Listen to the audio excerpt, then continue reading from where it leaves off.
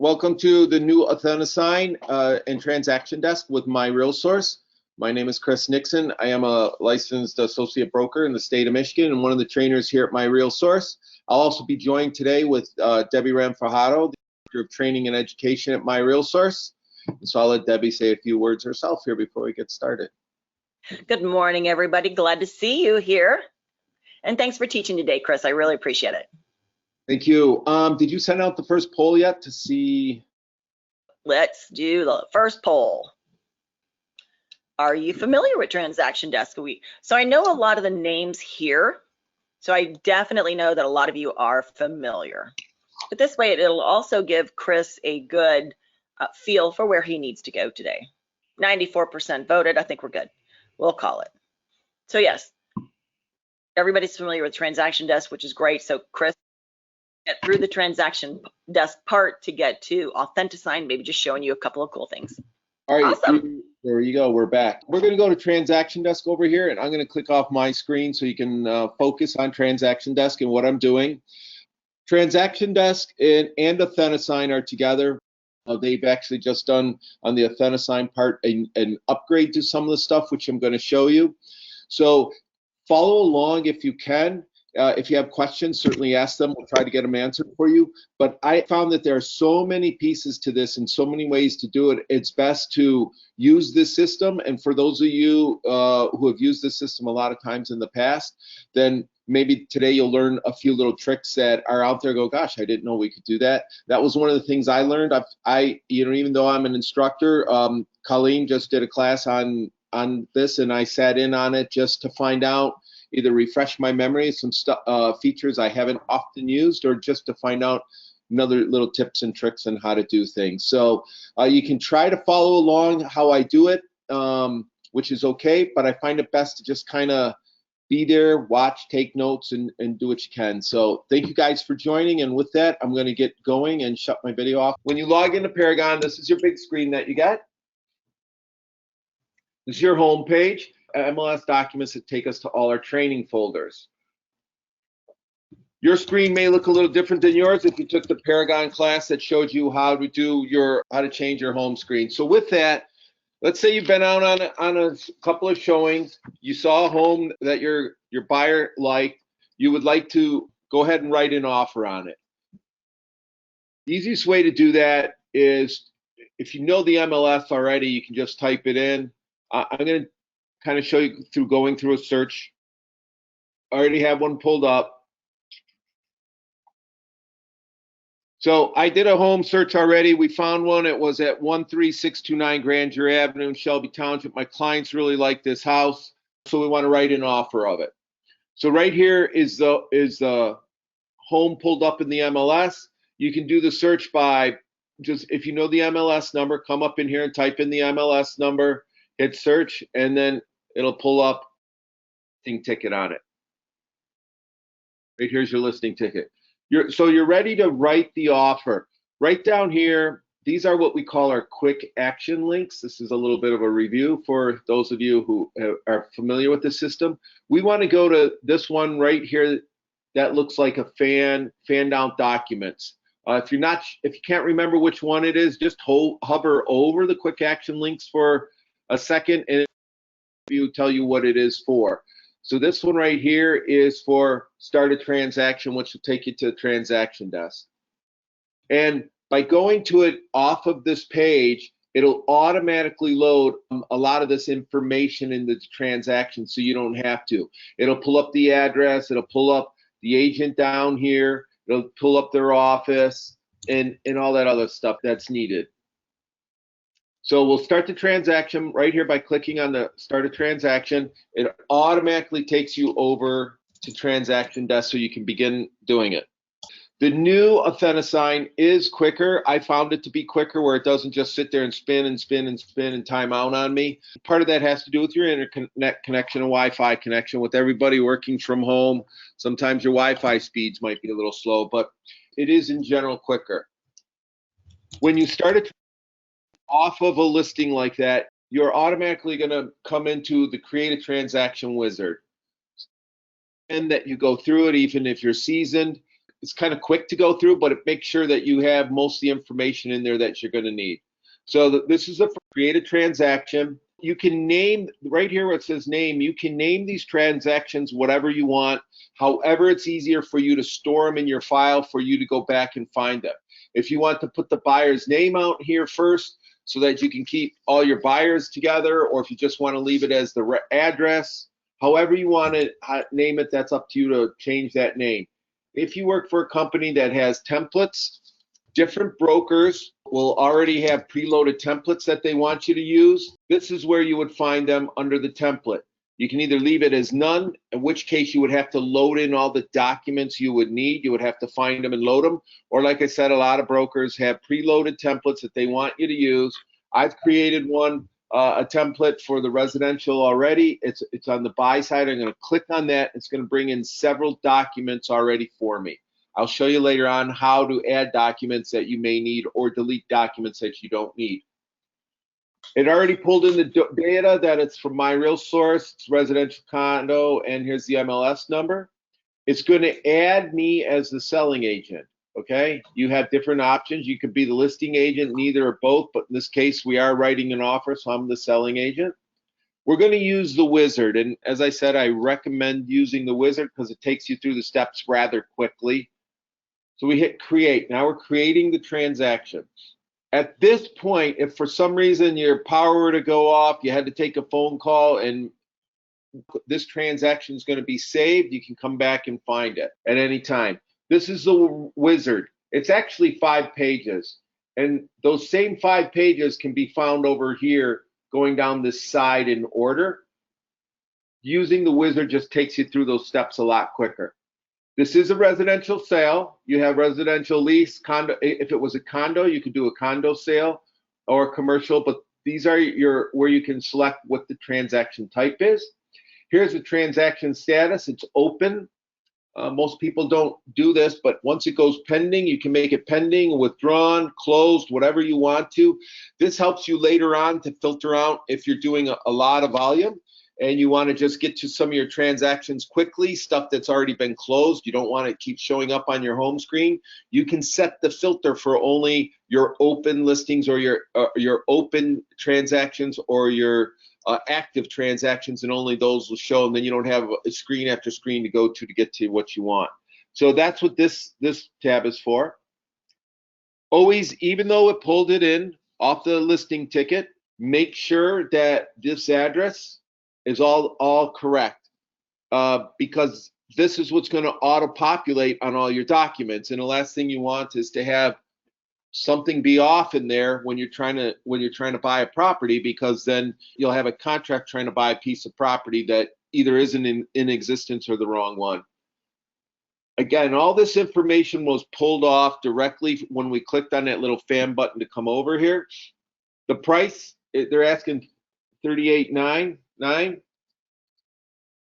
If you know the purchase price already, you can put it in here, and by putting it in here on all the documents that we're going to use moving forward, if there's anywhere for the purchase price, it'll automatically preload that number in there. There's 2 ways of looking at it. 1, it's a time saver. 2, it's personally, I don't like to preload the price, because if anything changes for whatever reason, I want to make sure that I have the right price in there rather than trying to change it. But for right now, we're going to put in 390,000. 390,000. If we wanted to put in the EMD, we could put that in now, or any additional deposits or anything like that. If you walk through the property and there were certain items that you wanted to include or not include, that's where you would put some of the, enter that information in here. And again, in those documents that have the box to fill that information in, it'll automatically put that in for you. If you hit save and exit, it would get out at this point. It wouldn't continue through the wizard, but we're going through the wizard, so we're just going to hit next. This is the detail page, which is also over here. It's going to take you to the next page, page 2, which is the transaction dates. Here's the list date, expiration date. Here's your offer date. By clicking an offer date right here, you get an automatic calendar. So that's the date your offer is going to be. If it's going to be today, you can do it. You can click today. If it's going to be tomorrow and you want everything signed for tomorrow, and that's when it's all, because the offer date starts, for instance, if you have a 10-day inspection clause, clients are actually going to sign it all tomorrow, then you can start it whatever day you want. We're going to use today. Automatically we'll fill that in. So anywhere that there's a date block on a form, it'll drop it in there. If you wanted to do an offer expiration, same thing. You could click on that little box there and it'll give you a drop down screen. If you wanted to add a time, acceptance date, you can click on all of these as you go along. Some of them you can also come back and fill in if you're one of those that are diligent and moving the transaction from open to pending to closed. You can come back in and fill in these dates later on. We're good here. We have our offer date. We're not going to hit save and exit. We're going to click next. It'll take us to our contacts. It automatically loaded me as a selling agent. It pulled in this case, it's Greg Taylor as a listing agent and his listing broker, and it has my information already in there. The only thing we have to do now is we have to add the buyer. You come up here to the plus sign where it says add contact. Click on that, and we're going to, if you've already have an existing contact in here, you can add them, or you can create a new transaction contact, which is what I'm going to do. You have to put in the type. They are the buyer. And as you noticed here, there's a lot to choose from here. Let's say you had to send it to the title company, or the selling lawyer wanted to look at it first, or whoever wanted to look at it, or the buyer's lawyer needed to look at it. You can create all those different contacts in here. But right now, we're going to leave this as the buyer. The first name is going to be, everyone likes Betty, and the last name is going to be buyer. Her email is going to be, I already have an email created for,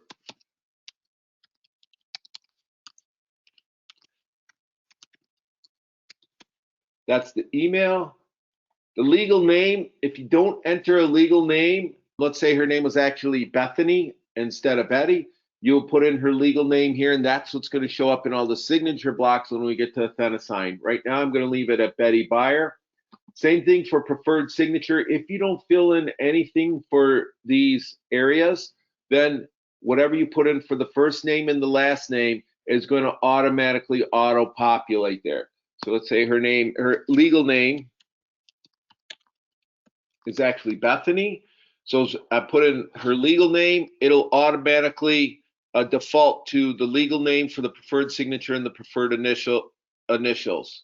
You can, on this tab, also create their address if you want to, or at least put in a cell phone, so later on it's a place where you can kind of find your contacts. All you need, though, is the general information here, and you will need an email for them in order for them to get anything out of Authentisign. I'm adding them to my address book, so I'm going to hit save. And then we have our contacts in here. I'm going to click next. And it takes me over here to forms. Again, we went from details with the date to contacts to forms. So we're in the forms. Here are all the forms that actually came up that were preloaded in what I created. Your broker may have a lot more forms that come up. Some brokers add all their buyer forms in there, and have a whole bunch of forms that you really you have more forms than are needed for the transaction. So if there's a form here you don't like, all you have to do is go to the menu over here where the three dots are, and you click on delete. It will remove this item from the transaction. It won't remove it from the file from which it came from. So in other words, it'll only take it off of this transaction. It won't take it permanently. I want to delete that form. I didn't want it in there. And we go from there. Again, our forms are correct. If there's a form in here that you wanted to add, you can add it at this point, or you can add it later on. But we know going through the wizard, there's another form we wanted to add. You click on the plus button to add it right now. Here are your options from where you can grab it from. Your broker, if he has a file, will pop up here and you can go to your own broker. I don't have access to all the brokers. I only have access to the broker I'm affiliated with right now. So if there's some MiRealSource form I wanted to add, I could just grab that and send that in as well. Just click on this select box and hit add, and it will add that document to my forms. It's right down here. We click next, and it takes us to documents. The difference between a form and a document is a form is an editable paper that you can add or delete stuff to and make changes to. A document is something that is already a PDF. A form is not a PDF. You can make changes to it. So these are the documents that were preloaded. They pulled it off the transaction. As you can see, the seller's disclosure is there. The appraisal guarantee addendum was there, and the lead paint was there. That was all loaded by the listing agent when he put this transaction in there. So those documents already were pulled in there. So those are going to become part of my transaction as well. Those are the 5 steps. Again, they're the same as right here. We just click done. And now your transaction is ready for you to go through and start making some changes and edits and things like that to it. I'm going to go over your home screen in a minute. This is your main dashboard for Transaction Desk. It's also called Lone Wolf. That's why the little wolf character is up here. All your stuff over here on the side, if you just click on them, this is your main agent dashboard.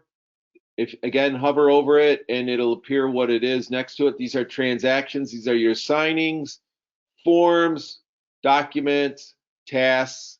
Here's where your contacts are, partners, settings. Settings is real important. We're going to get to that a little later on. This is where you create clauses, and you can create your own. You can create your own templates, questions, and of course, get out of it button. If you want to see it in writing so you don't have to hover over them, it's these 3 little bars here that you click on, which will bring this dashboard up on the side. You click on it, the icons stay there, not the words. If you want the words to go with it, just click right here on that, and that'll take you to those things quick. Over here on your main agent dashboard, this is customizable. You can kind of move some of this around however you want. This really hasn't changed. If you unlock it, here are all your choices here. Right now I have mine set up with transactions, Authentisign, and documents on my main board. If for some reason I wanted to add the checklist, if I click on that and bring it down, that'll drop in the checklist down here. I can resize it by grabbing the little green corner, making it as big or as little as I want. I can reposition it over any of the other ones and move them in any direction. And that's how you can change the layout of your dashboard. I don't want checklists there, so I'm just going to remove it. It goes back up here. Once you have your dashboard kind of how you like to use it, or the areas you use the most, just make sure you click back up here to lock it. These little tabs all go away, and then your dashboard is set. Okay. In transactions, you can either go to the main screen. If you click on these at the headings at the bottom of each one of those, it'll take you directly to those areas. So if I click on Go to Transactions, it'll automatically take me to all my transactions right here in a bigger format, where you can do. This is where you would filter them to say, hey, I only want to see all my active ones. And then if you clicked on active, and then it will bring up only the active ones. If you were clicking on them as we went along when we showed its status, if you were showing it as closed, expired, open, they wouldn't appear in your transaction homepage. Only the active ones are. Right now I have mine showing all, and I'm going to leave it as that. Okay. So here's your main dashboard again that we had set up. I could go to signings if they're the same as over here, but this, by clicking on here, it just brings up just that page, not the tab. As you can see, it kind of looks the same as what's on the main dashboard. So what we're going to do is we're going to go to our signing that we started, which was for Grandeur Avenue. And again, this is where I said you can edit the way it is saved or named so that you can find it easier when you have a whole bunch of transactions up there. If you just do them by numbers, you know, it may be harder to find them than if you put the person's name in front of it, whatever's easier for you. So click on it and it opens up, and it takes me right to that dashboard now for that transaction. We have our forms, we have our documents, we have our contacts. They're all right here. Any signings that are going on. And again, transaction dashboard. If you lock or unlock the dashboard, you can modify how all your transactions will look. So you can pull in different one of these boxes down here to see things that make it easier for you to find your way around your transaction. Here are the forms.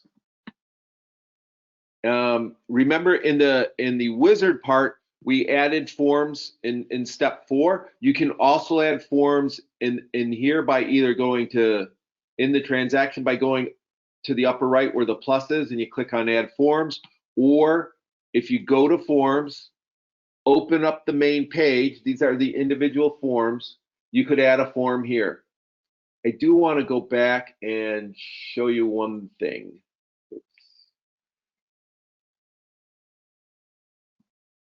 On the forms page here, on your transaction dashboard, these forms will appear in the order in which you worked on them. So the last one worked on will come in first, only on your transaction dashboard. The last form worked on will appear at the top. However, if you go to your go-to forms page, you can arrange the orders of your forms here and they stay in that order. The reason you may want to do it is put them in a different order is sometimes you just want to get them to your buyer in a different order to sign. However you want to do it, you can change the order here, and on this page, in the forms page for your transaction, they will remain in this order every time you open up the page. If you want to change the order of a form, all you have to do is hover over where the form is, and if you notice, my cursor went from on my computer, it goes from an arrow in the middle to a crosshair. Just click there and drag it up, and you can put them in any order that you want them to be in, and it will remain in that order. If there's a form over here that you don't want, all you have to do is, if there were going to be multiple forms, you can, if you click on more than one forms, they load up here in the basket. If you open up the basket, you can send them to a signing, you can copy them, you can print them, or you can delete them. The basket allows you to do a single task to multiple forms. If you want to just delete one of them, just come over here again. The 3 dots represent the menu throughout Transaction Desk and Authentisign. You click here, we can preview, download, delete, edit, slice, markup, and all that other stuff. One form I do want to show you guys, I'm going to get out of it. I'm going to add a form that, I'll wait for it to load. A quick way to search for all the form is come up here to search and just start typing, and it'll bring up all, these are addendums, okay? These are everything that's an addendum for all the areas that are in the library. I am going to go with DMAR Addendum Amendment Page 1. And I'm going to add that. The reason I'm showing you this is because this is the name of the form. I put it in there. And now you're in a situation where you have to write 1 or 2 addendums. And you're trying to remember which one is which, trying to look down here at the modify date and everything else. Now all you have to do is come up here to the menu, click on properties and rename, and you can come in and rename that form, okay? You can call it addendum 1. And then if you want to give a reminder of what it was, it could be, I'm just making this contract extension. And the nice thing is, because I've heard this from people before, agents that when we talk this class, is like they put in all these addendums or different things and they always stay the name of the title that it was auto-populated. Now I can, if I wanted to add a second addendum, I can add addendum 2 or whatever I wanted to call it. And next time, just by coming over here to the menu and renaming a form, you can rename any form that you want to. Instead of calling it this purchase agreement here, you can come in and you can rename the form PA for the address of the property was 13629 Grandeur. So you can rename any form you want to, so that when these things are going out, people know what they are instead of just the general Michigan Notice of Buyer Agency or whatever. You have the ability to rename the forms. And again, that's over on the menu button, and then you click on rename. So that's how you would add a form that's not in there. And if you wanted to delete a form, just come over to the menu again, and we click on delete. Again, it removes it from the transaction. It does not remove it from the template. So here are my different forms that I have in there. Again, back on the main transaction home page. For this one, same thing with documents. I'm going to look at these documents. I'm going to go to my documents. So remember, I changed the name of the purchase agreement when I was in the forms section. And in changing, but my purchase agreement is actually the 4th form in the way I have it set up. But when I go back to the desk, because I worked on it last, it's going to appear up here first. That's what I was talking about, the difference between the dashboard and the forms page.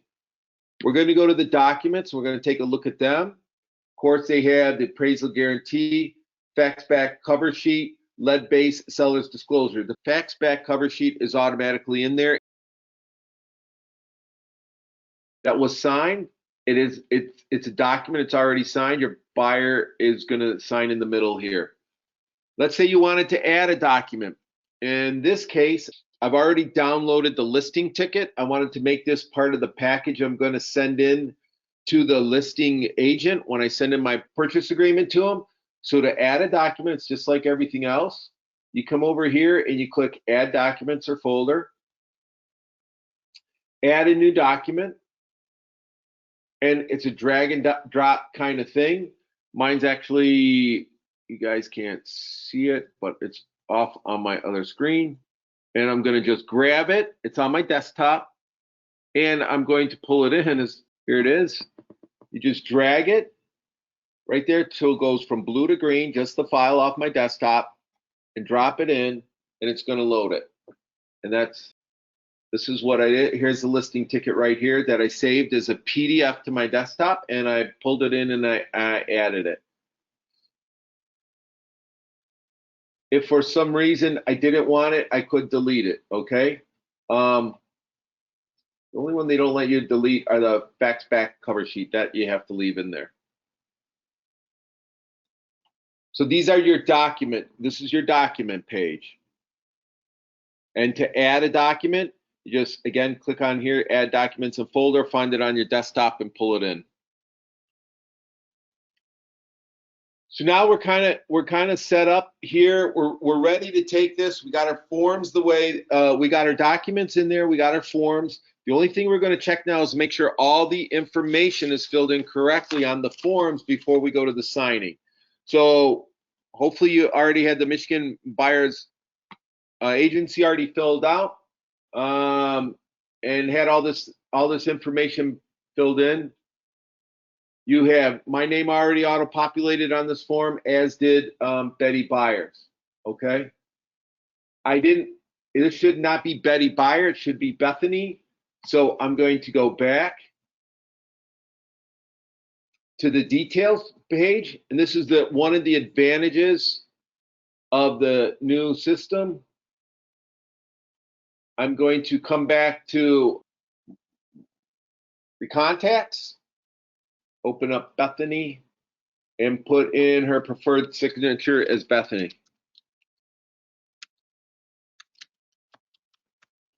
Bethany Buyer, and her preferred initials are BB. I save that.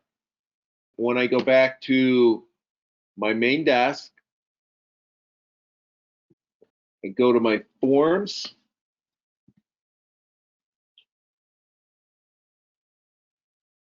It should have changed this now. It does. It has Bethany Buyer in there correctly. Before, you had to go back and get out. The newer one allows you to make that change at any point right away. I like the way this form is. I'm not going to go through the steps of filling all the buyer stuff out. You guys should know how to do this, that part. Any changes you make when you get out of the screen, it automatically saves. So we can just go save and exit. And it'll take us back to our forms page. And you can go to your next form, make sure that this is correct. I'm acting as a buyer's agent. We do not practice designated agency, does not buyer, and you can type in potential buyer of Bethany buyer in here. This one did not auto-populate, so I'm going to put it in myself. Again, we save on that. And just keep going through all your forms and doing what you have to. Here's the purchase agreement. Very important on the purchase agreement, you check all this information out up here. You got to make sure that all these lines are filled in. It's located in the city or the township. This box didn't auto-populate. Township of Shelby. So that's why you still read it. Don't assume that it automatically auto-populates. Macomb, all this other stuff is in there. If you had, this is where if stuff was included or not included, you would just click and add it in here. Appliances, dishwasher, whatever you want to fill in. The price, because we already put it in on the first page, it auto-populated that. If you wanted to change it, the way most forms are set up on the purchase agreements, if you change the numerical price, it changes the price up here. So you don't have to worry about trying to type it in. So if I make it at 395, it now became 395,000. You go through this. It's a standard purchase agreement, how to fill it out. I'm not going to go through all the boxes and filling out. If you had a closing date and details, it would have automatically auto-populated. And just go through the form. Every company, every broker is going to have a slightly different purchase agreement. Know what your broker wants you to fill out and sign or not sign. This is not, we're not setting up for Authentisign. We're putting in as much information as we know now so that when we go to Authentisign, it's a lot quicker. Again, Bethany Buyer is the buyer here that popped up.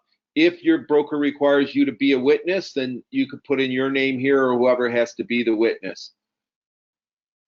And while you're at it, I also, because it didn't load there, I'm going to put Bethany's name down in here. So I don't have to fill it in later on when we go to bottom line it. That page is good. I like it. I'm going to save it and exit. Going back to that form, something else I can show you is on the purchase agreement. You have a couple of edit tabs up here that you can work with, all up in here. So let's say you wanted to, well, we have to save it first before I can try to make an edit because it'll always override it. On here, if you wanted to strike out something, you could inspection of the property. Let's say you were waiving the inspection. You could, if you come up to the palette and hit strikeout, you can run a line through that and it will strike out this whole clause. If you right click on that box, it gives you the size, how thick you want that line, and what color you want it. So that's if you wanted to add a strikeout to it. And one of the other things you can do is you can highlight something. If I wanted to highlight a certain section of the clause, just click on it, and it'll give, you can do a whole paragraph, a single sentence. It gives you these little corner boxes to pull it to make it what you want to highlight. And then right click on it. It gives you the colors you can highlight it and how much you want it to show. Here's with 70%, and here's with 20%. I do not recommend highlighting. The reason I don't recommend it is because oftentimes, in order for it to show up, if someone has a poor printer or they're printing something out in black and white, it doesn't show very well. And if the opacity is low enough, it barely shows at all that you highlighted something.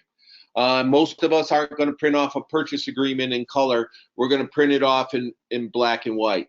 So highlighting, it's a neat tool. You can use it if you want to. I find that sometimes it doesn't show up the way I'm intending it to when I go to use it. So just be cautious, play around with it if you like it.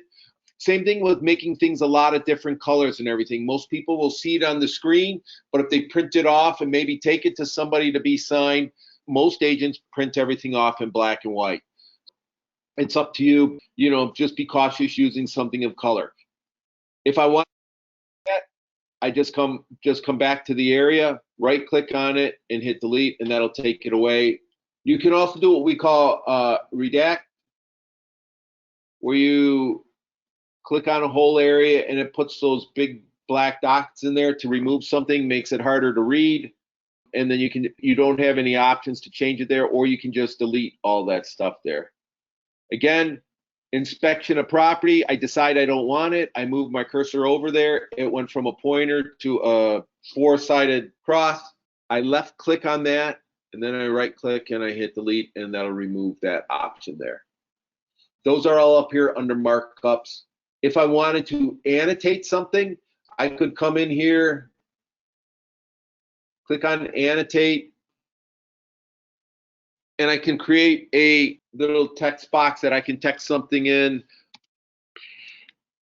EMD to be deposited within 2 business days of accepted.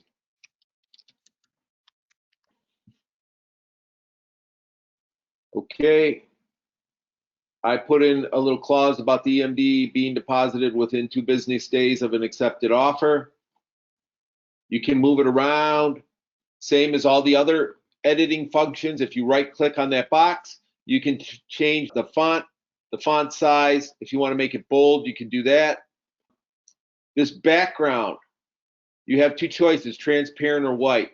White allows you to do a text box that goes, I'm just showing you right now, that will cover a sentence. Let's say you want to come back later on and change the price or change something else. You can do that, and instead of the background being transparent like that, where you see what's behind it and it's hard to tell what you're trying to say, you just click it to white, and that's how you can override something.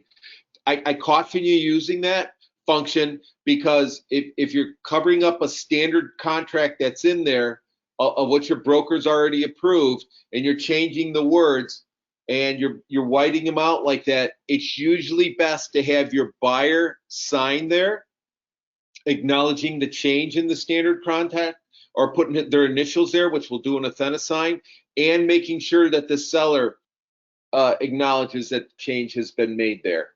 So make sure your broker's okay with you whiting out something that is in the contract. Again, if you want to get rid of what you put in there, move your cursor up there, left click on it to where it shows up with all the boxes so you can resize it, right click it, and then hit delete, and it will go away.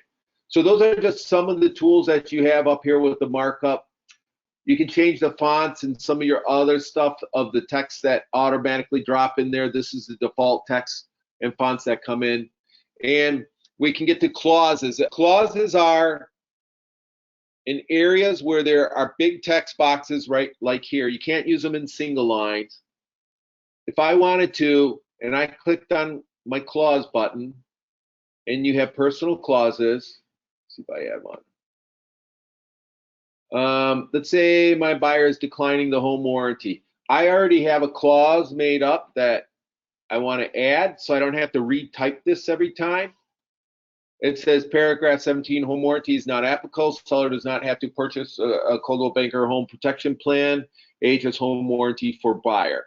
So we're saying in paragraph 17, they don't want a home warranty. I could also come here and strike this out, saying we're not getting the home warranty if I wanted to.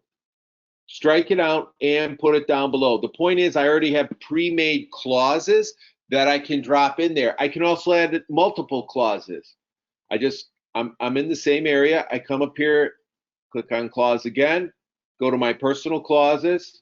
I'm waiving the inspection clause. So I'm going to click on that and click OK. It drops that in there. Here was my second one. So you can add multiple clauses in there, or you can add singular. The clause, there are some brokers create, and for the brokers who are out there, if there are certain clauses, especially with COVID, these work on both purchase agreements and listing tickets where there are big boxes. You can create certain clauses that you want in there. Like when you go to do your agent remarks on a listing side, even though we're doing a buyer side right now, on a listing ticket, when you go to fill out this form, you can drop in like the first sentence that we all put in there: send all offers to, bought via statement, or you must wear masks, or whatever you find yourself always typing. You can create that clause and drop that in right away. And I'll show you how to do clauses at the end, but that's where you find them. And for brokers that are on here, you can create office clauses for all your agents to come in and use that clause to put it in there. We'll hit OK. We're going to close these. Up here, where it says what's included. If you look up here in the corner of my screen and you can't understand, right in this corner after I click on it, I clicked on this box. Now when I click on clause, you're going to get a note that appears here for a couple of seconds, and it'll say a multi-text box needs to be selected before you can add a clause. So this is not a multi-text box, so you can't put something in there about, all appliances included, whatever. It won't work. It has to be a multi-text box. And when we click down here, this is a multi-text box, okay? And if something was added that you don't want, even though it was a clause, you can take out part of it and just delete it like you normally would. So if you have something that you're kind of using all the time, you can create one general clause and then add a couple words or delete a couple words to it so that you don't have to keep typing that whole sentence over and over and over again. That's what else clauses are nice for, because once it's dropped in there, you can modify it for however you want. All right, so that's kind of how you add clauses. Over here, how you can do markups. We're going to save and exit out of here. All my forms are right the way I want them. So now we're ready to go over and start the signing. And this is where Authentisign has really changed. A lot of their upgrades comes on the Authentisign part of it. From here, we're going to go and create a signing. So there's a couple ways to create a signing. You can either go over here to signings and start a signing, or you can go out of the transaction itself. If you create a signing from within the transaction, then when those documents are saved or come back signed, it'll automatically assign them to those transactions. If you start assigning over here in signings, then you have to assign everything back to a transaction. So the bottom line is, if you're going to start assigning, it's just much easier to start your signing from within your transaction, either a form or a document within your transaction. Because then when it comes back signed, it's automatically going to go to that transaction and not be just filed under signing. So we're going to open up our transaction again. We're going to come over here to the right side on the wizard side which you can hide that by clicking on these buttons over here. So we want to start the signing out of the right side of the page, not the signing over here where the pen is, because these are, everything on this side pertains to this transaction we're in. So we're going to start the signing right here. You click on signings, it's going to create a new signing. Again, you can rename the signing whatever you want. You can leave it as that. You can put packet to buyer so that you know what it is, because you might have multiple packets. You could have the bottom line packet or the bottom line packet to the buyer or whatever. Again, you have the ability to name the signing whatever you want. Okay? And then right here, you just click on add. You can either go through Authentisign Classic, which I think in October, Debbie, it starts phasing out. Is that correct? It's actually December, end of December, December 31st. Okay, thank you. You will still have access to it. Is that correct, Lisa? If you can explain that end of it a little more. I'm not that proficient in that. Yes, yeah. So right now you can see you have two separate tabs. You can select either Classic or the New. So I would suggest getting on that New now and playing with it, because once it's gone, it's going to be, if you wait till December 30th, it's going to be tough to get used to the new one. But we have until December 31st, so you will have both running. But after that, they should be merging. Your files will still be there once it goes into the new Authentisign. So the important takeaway there is you're not going to lose your files that are in the old Authentisign. You don't have to convert them all, but you want to start doing all your transactions in new Authentisign. And truthfully, I was really good at the old Authentisign, and the new Authentisign is just way more user-friendly, I find. And I like the new Authentisign. So we're going to start out in the new Authentisign. Thank you, Lisa, for your input. Here's where you call your signing name. Oh, I don't want to change that. My mistake. We're going to add the signing, new Authentisign. This is going to be the PA packet to the buyer.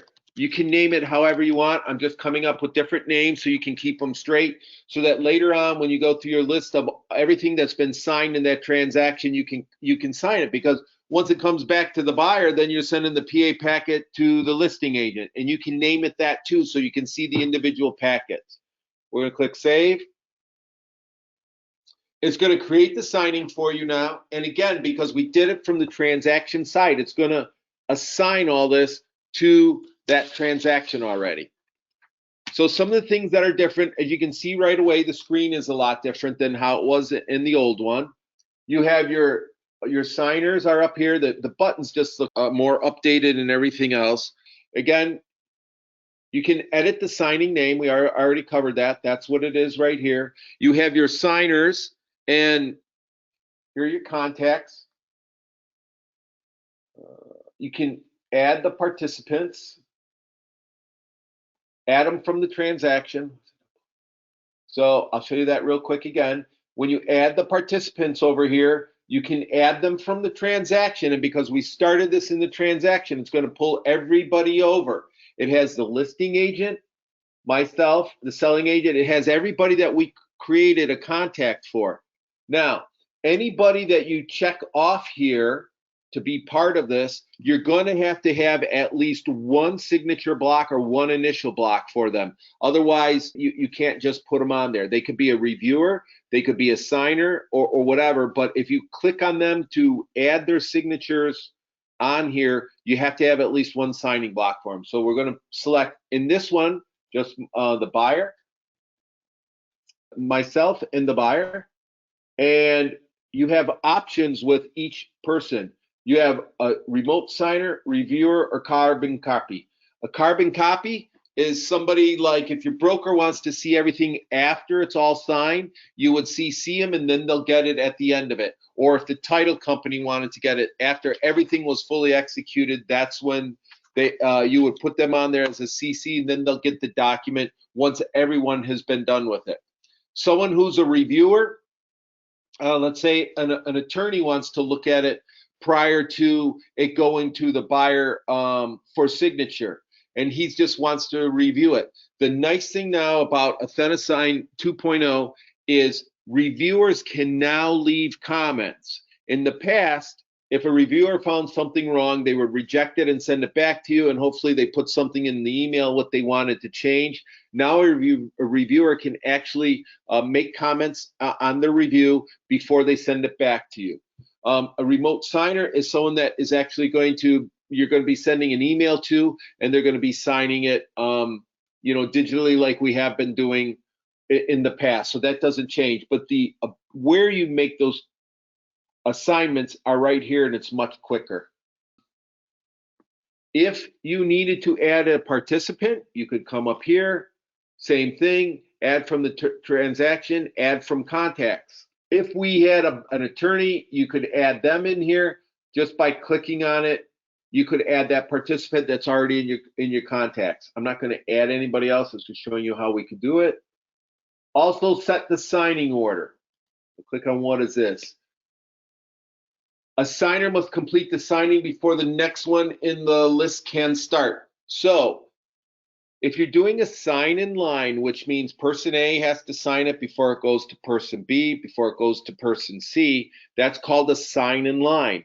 The order in which you have the signer signing is very important, because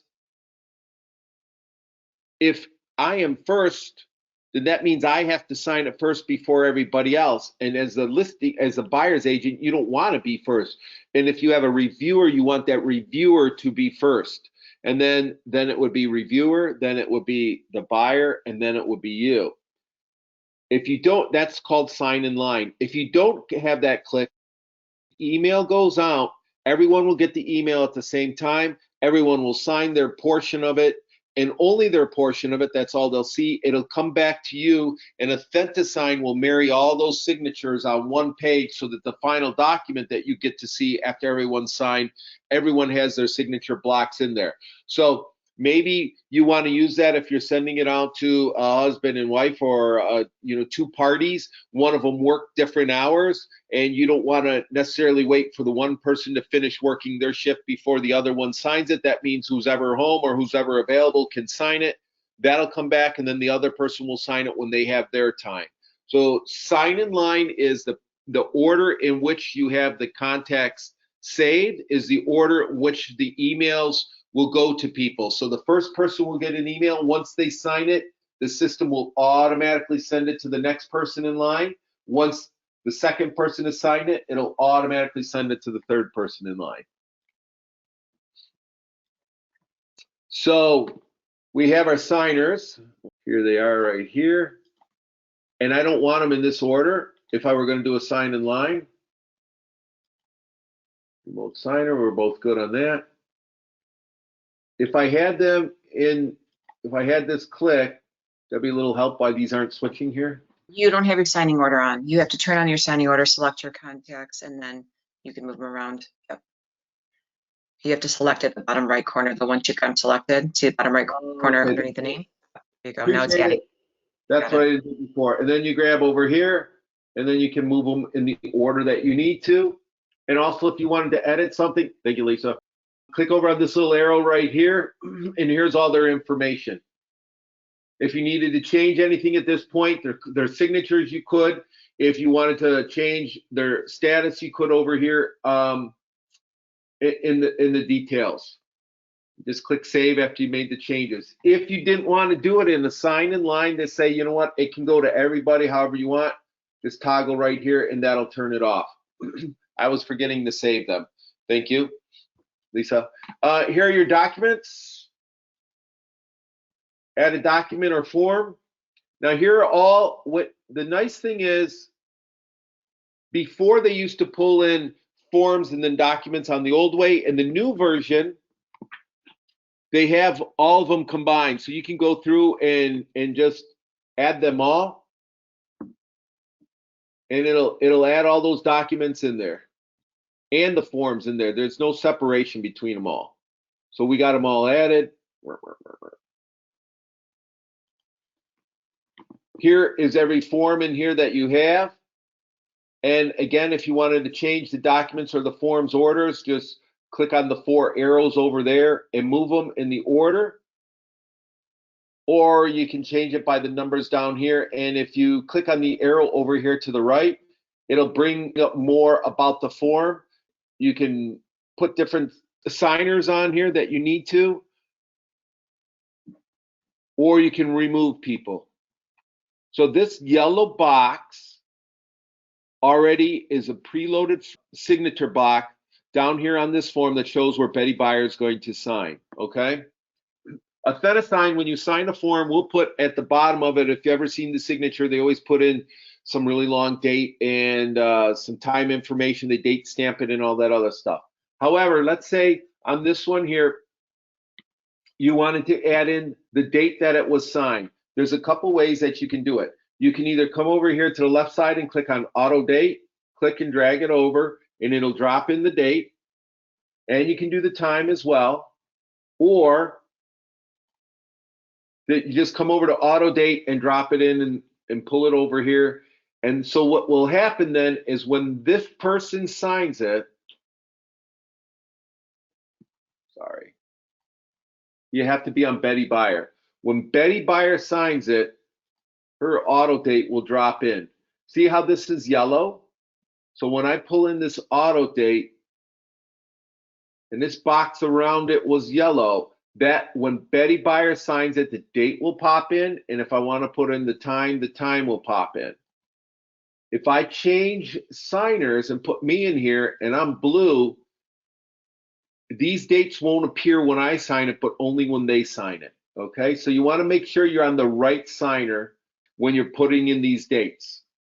Down here in the disclosure, again, I want Bethany to be signing it. I need to put in a signature box. You can click on the sign here and drag it over, and it will appear there, and the date is already, it automatically preloads the date there. If for some reason you didn't want that there, or you want it over here, all you gotta do is click and drag it over and it'll be there on the date line. If you don't, right click it, oops, and then you can just delete it if you didn't want it there for whatever reason. You can also auto add it back in. So another nice feature with 2.0 is it color codes the buyers or the signators, so that when you're dropping in these additional boxes, you're making sure that the colors kind of match. Right now I'm doing Betty Buyer, she's yellow, so any other box should be in there should be yellow. So you don't get confused that, and again, Authentisign will record it when this person actually signs it. E-signs it is when this will change to the date. You can drop in a text box if you wanted to.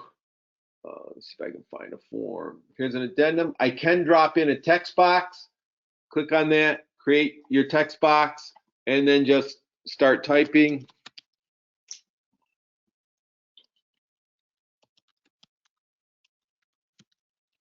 This is a text box. Sorry, my typing skills.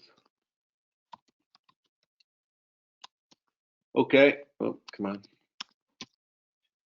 And you have a text box created in there. If you wanted to add something in there that you didn't add on the form side. Again, you can change with the font size, the color, the type of font, bold, italicize it. You can even put something transparent in the background so that you can cover up something if it were a form if you wanted to.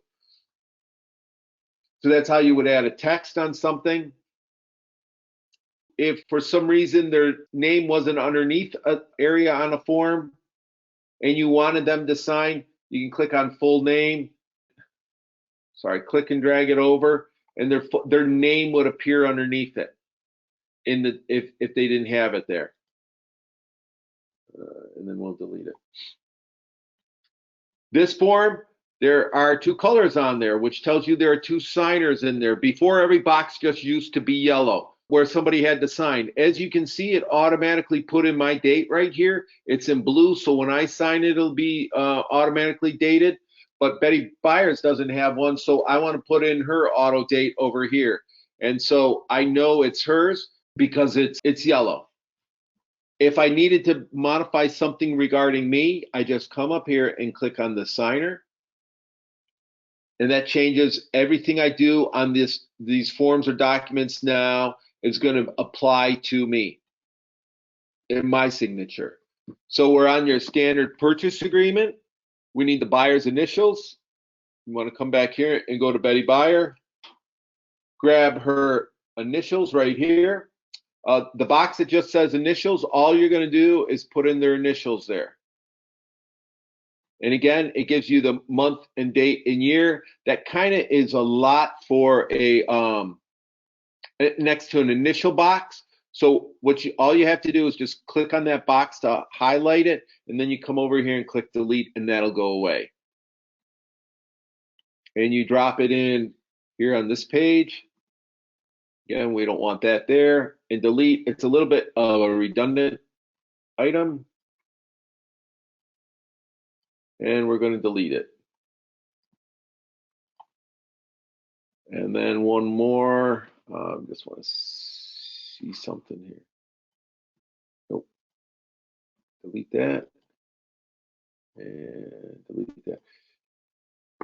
In this case, on the purchase agreement, some purchase agreements preload with a name for the buyer here and bottom line. If you're sending it out the first time, make sure you come back and delete this bottom signature if it's in there, because you don't want the buyer bottom lining something before it's even been accepted by the seller. In this case, there is no signature here for the buyer, so we're going to be signing here and drop it in here. And I want to move the date over to there. A radio choice. What a radio choice does is it gives the signer a choice between two options. Just to show you how it drops in, I'm going to go down. Sorry, I'm jumping through all these. Right here, purchase acknowledgement has received copies of all information listed above. Received a 10-day opportunity because this is on the lead-based paint agreement. If you're not sure if your buyer wants a 10-day opportunity or they want to waive it. So here's a place where you could use your radio choice. You come over here and drag it in. You get two little dots. And what this allows this buyer to select one or the other. They can't choose both. When it comes to the signing, if they click here, that's the one that's highlighted. If they click here, that's the one that'll be highlighted. They can't go. They can't ever select both at one time. There are times where radio buttons are really good to use, and there are times when there's not. I try to know what my buyer wants to do beforehand so that I'm not giving them two choices, because I want to make this as quick and easy as I can for them when they actually get it. So if you just click on it and see how it highlighted it with your left click of your mouse and you delete it, it'll remove both of them. So if you know what they want to do, you can just drop the initial in right there and saying that they waived it. Again, we get the month, day, year thing. We don't want that there. Left click and you delete it right out. That's what the radio buttons do. Same with initial choice. Delete this. Initial choice is the same way. You get two choices. You can either put the radio button in on some if you have to select, or in this case, you can drop in the initial choice box, which they can only select one or the other. If they clicked on this one will not show up. So I'm going to kind of leave this the way this is right now. Oh, buyer's initials down here on the seller's disclosure. We're going to put in the sign here, and we're going to move this over here. Drop these initials up here. We're going to delete the date block up there. So this is pretty good. I like the way it looks.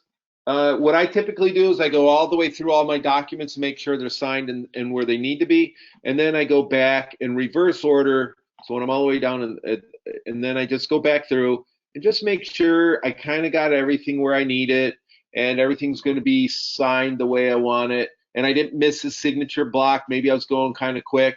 I missed a signature block somewhere, or I didn't put in an initial block where I needed to on a disclosure. I want to make sure I got it complete. So you take a little second to make sure everything's where it's need to be. And I'm only filling this out partially so we can get moving and see what happens next. I'm sorry to interrupt. Do you want to show them real quick on the boxes how they can modify each signature initial box.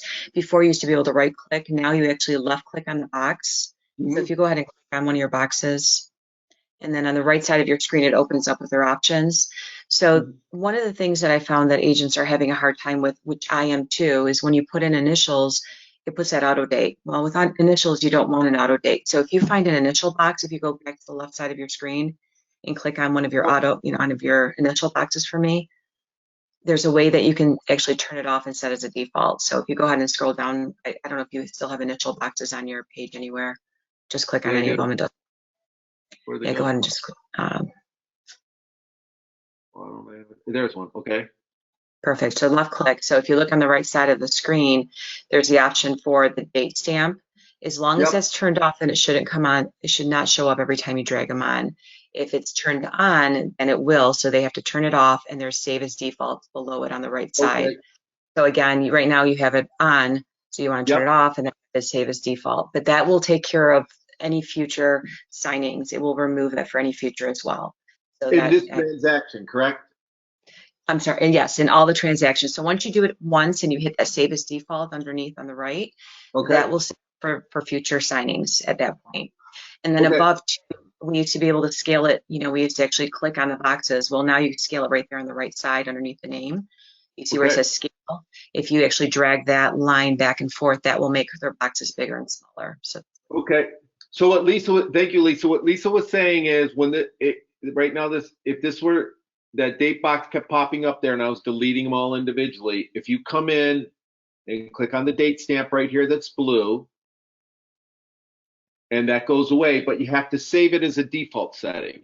And that will save it. So now when I drop in an initial box, we won't have that. This box, when you left click on it, it turns blue. If you come over here to the name block side, this up here is where you, I'm going to move this so you can see it. I'm just putting it here so we can see it, is where the name of the person is. It's Betty Buyer. You can scale the size by moving this toggle here or here, makes this box smaller or bigger. All right. So if you want it bigger, smaller, that's what Lisa was saying about what that does. We're just going to save. And as Lisa said, this changes all your settings so you don't have to keep doing it throughout. So that's how you would get rid of something like that. So now that we're all set and we like the way everything looks, we're going to get ready to send this out. It's going to go to, again, remember our two contacts were myself and Betty Buyer. So those are the only two people that are going to get emails. And because I have two signing names up there, there is at least one signature block for each person up there. One signature block, one initial, one place for them to click on. We come up here and we hit. If for some reason you had to go somewhere, if you hit save and exit, it would save it at this point, and then you can come back and reopen it and move forward from there and save the transaction how you want, and then you can continue working on it. Once we click next. Sorry to interrupt again, but before you move forward, you might want to show them how to map those layouts. So a lot of agents have their boxes already preset for their forms where their initials and signatures automatically fill. That's under docs on the right side of your screen. If you go to docs and you select one of the docs, so the purchase, go ahead and select your first one. They'll have the option there. If you look underneath the name, there's an option for layouts. So they would click on that layout box with the drop down menu just above where you're at. Yep. And then they have to find that layout. So for example, it's under Caldwell Banker. You can actually just put the letter C on your keyboard. It moves down to everything with the letter C. Yeah, so once they find that form, you can select it and then it will actually drop those boxes. Yeah, sorry, let's use this one. That's fine. Okay, so there it is. There's the form. Correct. And then you can go down to and just locate that form, click on it.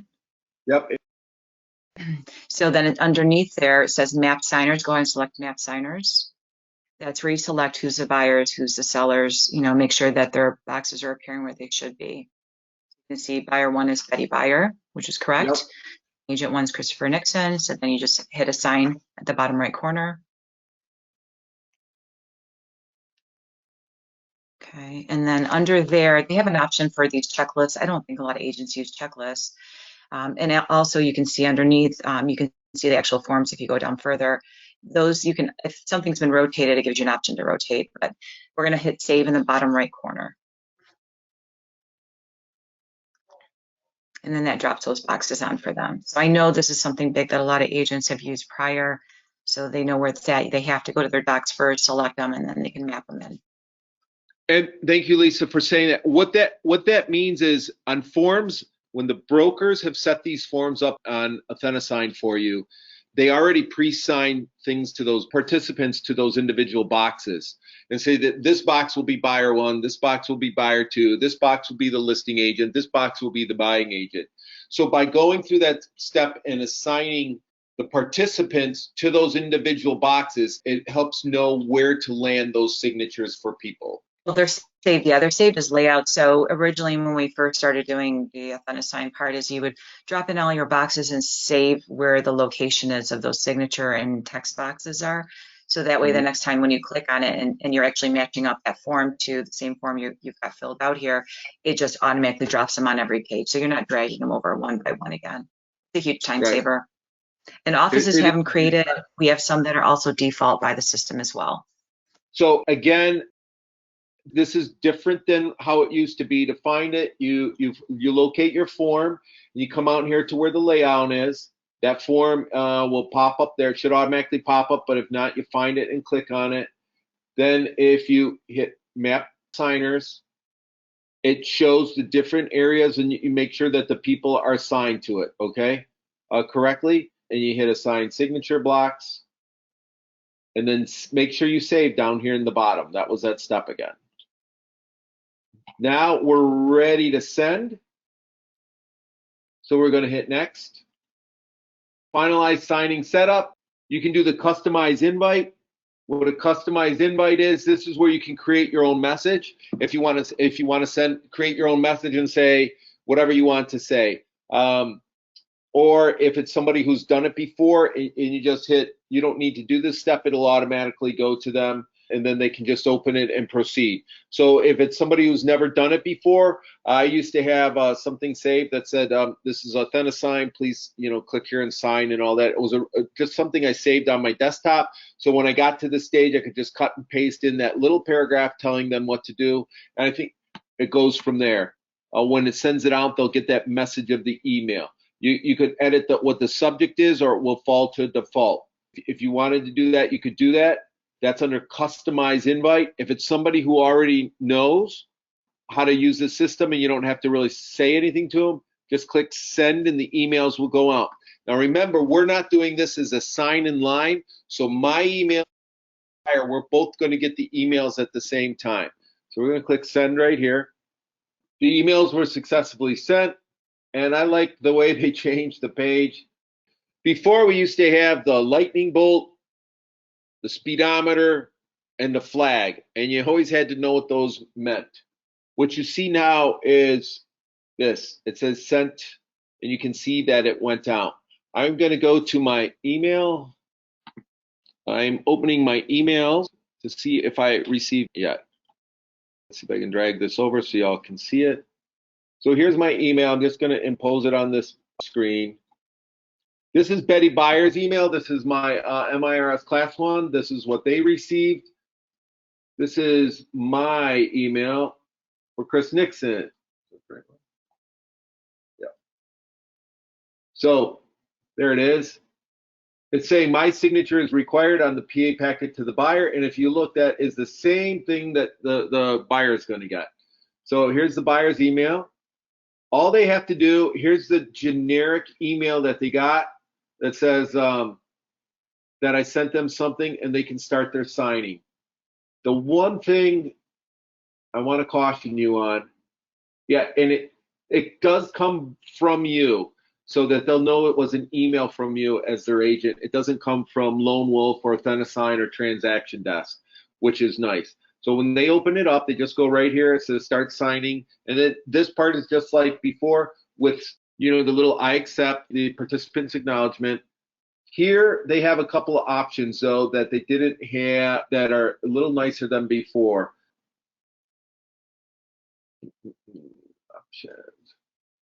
They can change their signature. They have a lot more options that they can go to, and their initials. They can draw their signature if they want. They can walk through this and they can do it. If they have something, they can upload it for their signature, whatever. Some people like to sign it. Some people like to change their script. So they have those options here that they can go through. Otherwise, it just defaults to the signature right here. Here is some other things that they can view the customer's consent disclosure and everything else. It's same as before, where you click on start and then the system will take you to signature or initial boxes only. It won't take them to my stuff, only to their stuff. So we're going to click on start, and all they do, just like before, either click on it on their mouse, or if they're on their screen, it's the same way if they're doing it off their mobile device. Click sign, signature comes up.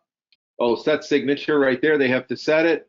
Once they set it on the first one, it just, the system, as you see, just jumps them all the way through everywhere they have to sign.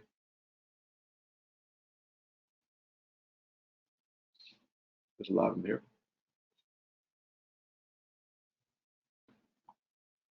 Okay, now remember, this is the box I set up where it was an either or. They could either select that one, and that one remained open, or if they come back and change it to this one, see how it's jumping back and forth? It can be only one or the other, okay? Here's a signature over here, or block.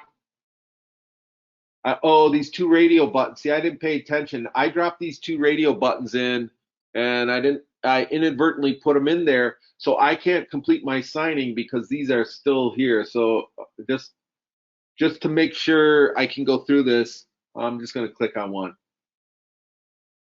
The nice thing is now they have you, this box comes up that says complete signing. We're having some issues on the phones with people hitting complete.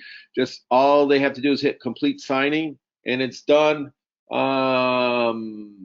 Quick survey, they loved it. We'll confirm. Okay. So that is Betty Buyer signed it. If I go to my email, I'm going to see two things once this uploads quickly. It's going to tell me, here is my signature. This was the email we got at the same time Betty Buyer got it. But I am now getting a notification saying that action has taken place and that one of my buyer has signed it by Betty Buyer. So if this were going out to two people, Betty Buyer and whoever else was on the transaction, it will tell me which person signed it and which person didn't. So you know you're going to get the notification when somebody signs it.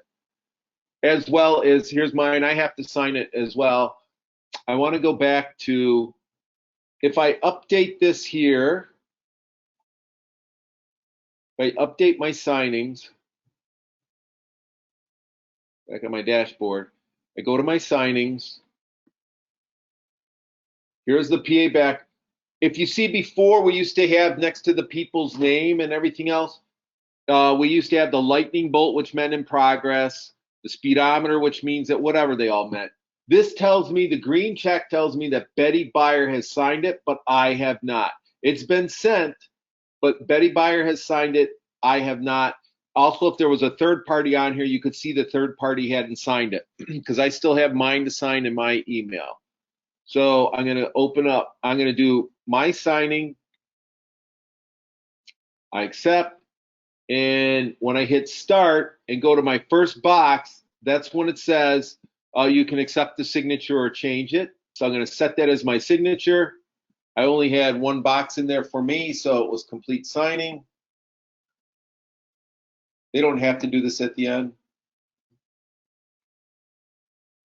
So when I go back to my email, I should get another notice.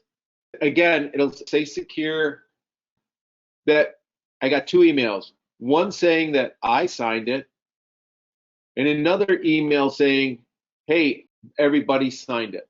So you're going to get several emails when you send these out. Back to my screen. Again, if I go to my signings and let it reload, pull up my signings. See, this one says complete now and both green checks, so I know the status of it. Okay, so you're going to get an email notification, and you can come back onto your home screen and check everything. Here's where you can see that it was authenticated and approved. You can view the signed PDF documents here. At this point, now that they're signed and they have been authenticated, which means you're going to have the date stamp up here. This is the tracking information that Authentisign uses to authenticate that it was electronically signed. At this point, you can't make changes to these. These are to do that, you have to change them in a signing. These are documents that have been saved as PDFs. Here's Bethany Byers' name dropped in, just so you can see how it looks. Let's get down to where her signature was on the lead-based paint. Again, she had two choices to make here. We went back and forth. That was the one she had selected, and that's the one that stayed there. There were her initials on everything that was needed. So that's what it looks like completely done. Here's the view of the signed certificate. I've never had anybody ask me for this. I think Lisa has and some of the other agents have. They say we want to see the Authentisign certification. All they're asking for is this document here that says who it went to, what their email was, and when they signed everything. This is like the legal document that is needed if you should ever have to go to court over anything. Again, I've never had anybody request it of me. I know other agents have on rare occasions. Somebody else has said, hey, can I see that document? Going back, you can copy it up to the cloud and save it off to the cloud if you wanted to. You can forward the documents if you wanted to at this point. And it would send all the documents as in one packet to wherever you wanted to. So if we're going to copy them to the cloud, you have Dropbox, Google Drive, OneDrive, or Box, and so you can select the documents and save them wherever you want to save them at. Close out of there. So back on my transactions, here's my transaction. And as you can see now, that whole PA packet has been automatically assigned to this transaction. You can find all the documents right here. If you click on those tabs, it's the same thing that you had over there. Same thing we had when we went through the signings tab. Other than the slicing of the documents, which, Lisa, if you want to kind of walk me through it.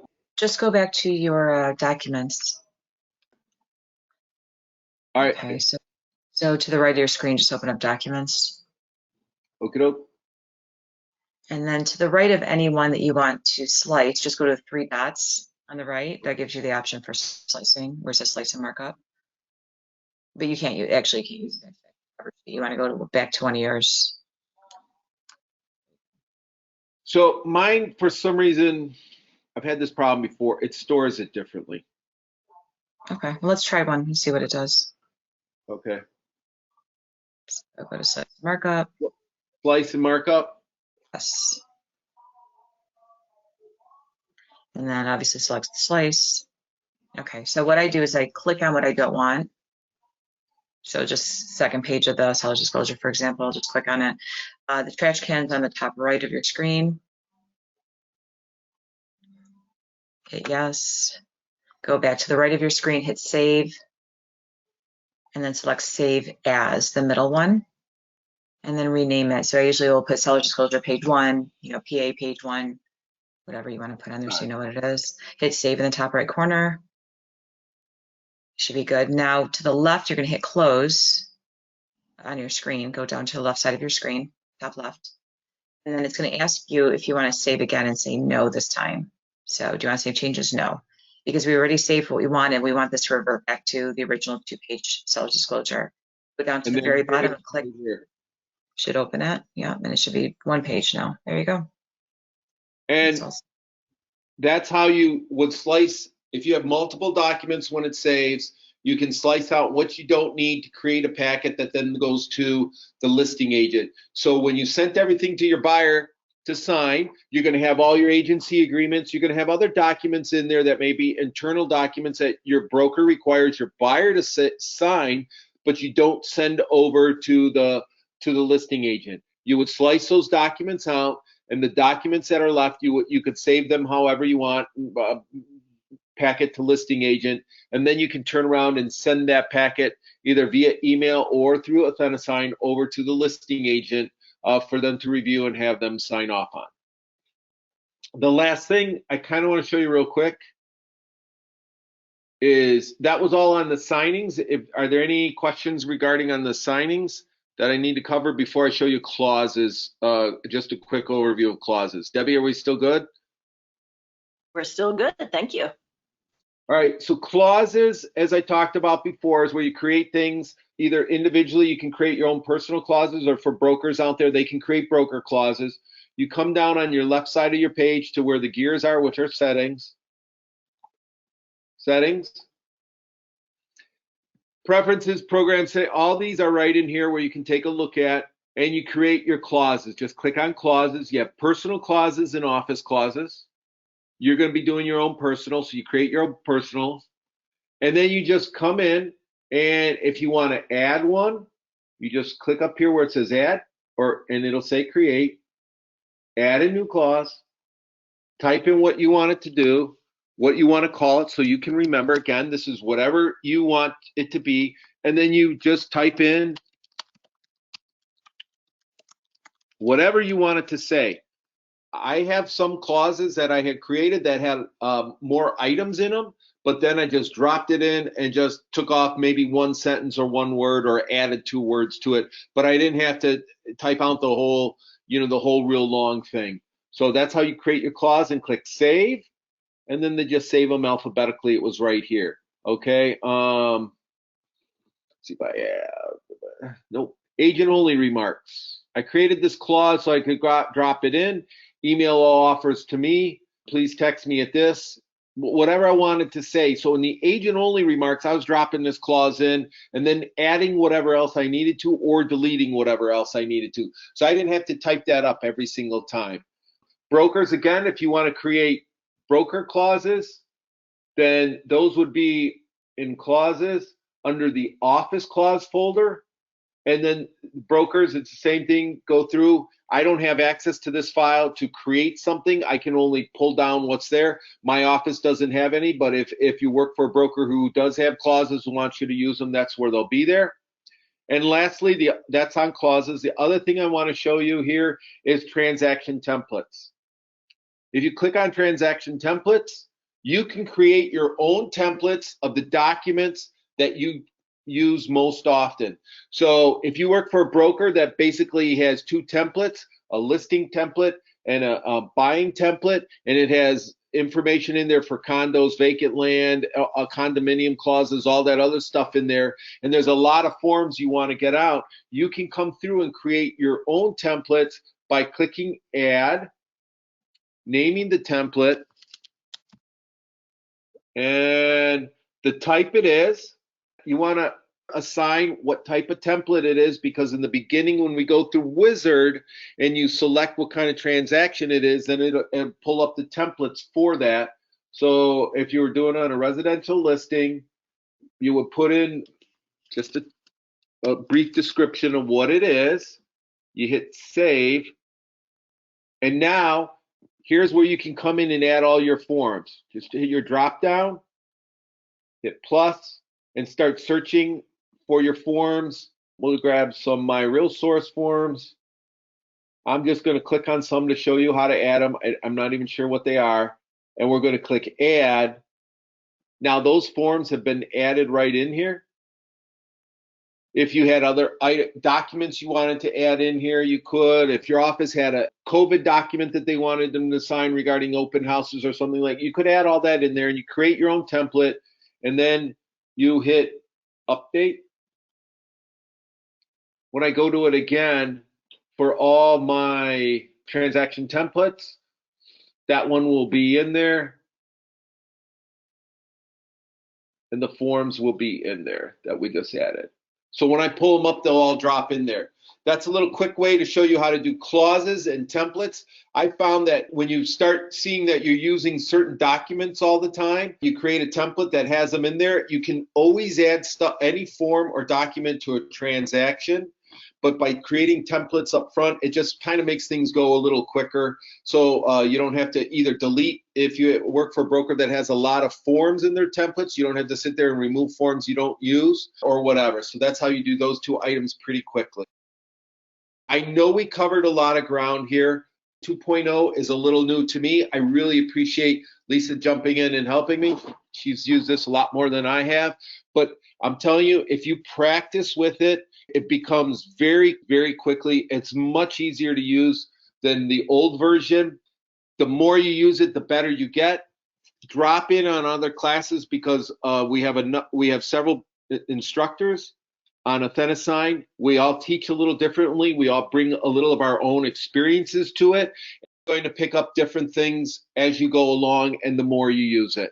So hopefully if there aren't any questions, and Debbie, if you're okay, and Lisa as well, again, I appreciate both you being on. Anything you need from me before we go, let me know. Debbie, you want to jump in and do some final housekeeping stuff? Oh, thank you, Chris. Actually, we are good. Don't forget to download those cheat sheets on the right-hand side if you haven't already. Remember, you can always find them right where Chris is pointing in the MLS documents. Education. Yep. Right? Or actually, the next one down too has even more. Uh-oh. This the one. MIRS. Yep. Because that folder is also for our vendored MLSs, the ones that we support, and they don't have all the products that we do. So this has all the products. And here they are right here. So you can see them, little description, click on them. Here's Authentisign 2.0. Should load. Oh. Let's see if I get it to load. We did just have a question. Is it possible to save the actual signature and initial boxes in your template? And I believe that's what Lisa showed, right? Yeah. Once you save it, that becomes the default signature and default for it. Yeah. Oh, yeah, she said she spends a lot of time dragging those boxes.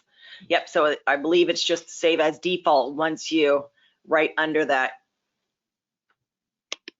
You can locate them in her docs. So once she selects docs, there's some that are already preset for her. So if she goes to her docs, clicks on the name of the document, and then clicks underneath it where it shows the different layouts, and she can select the correct one and make sure the boxes are where they should be. Thanks, Lisa. And I do not believe that's one thing. We do not have a cheat sheet on that one, do we? No, I probably should create one.